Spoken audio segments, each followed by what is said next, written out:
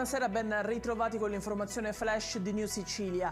In apertura la politica, il mio governo sosterrà la realizzazione del ponte sullo Stretto e si impegnerà per migliorare i collegamenti su gomma e su ferro.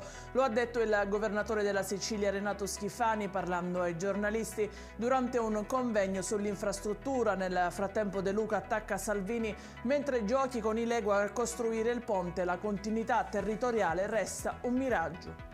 Passiamo alla cronaca locale. Nessun segno di frenata sulla strada teatro della strage che ha visto ieri perdere la vita 6 delle 7 persone rimaste coinvolte in un incidente a Custonaci.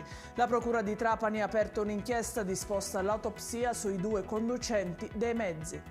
E ancora un incidente, questa volta nel Ragusano. A Vittoria un centauro è in prognosi riservata dopo uno scontro con un'auto. Il sinistro ha avuto luogo lungo la circonvolazione esterna sud. Riflettori accesi su Catania dopo l'ennesima maxi rissa avvenuta nel centro storico. La deputata del PD all'Assemblea regionale siciliana Ersilia Saverino esprime la propria preoccupazione in merito a quanto accaduto in piazza Scammarca. E in chiusura il no del Codacons sul probabile aumento dei limiti di velocità a 150 km/h in autostrada. Gli ultimi rapporti ufficiali dell'Istat sugli incidenti in Italia parlano del 12,2% dei sinistri causati proprio dall'eccesso di velocità. Ed è tutto per oggi, nuovi aggiornamenti flash domani mattina. Arrivederci.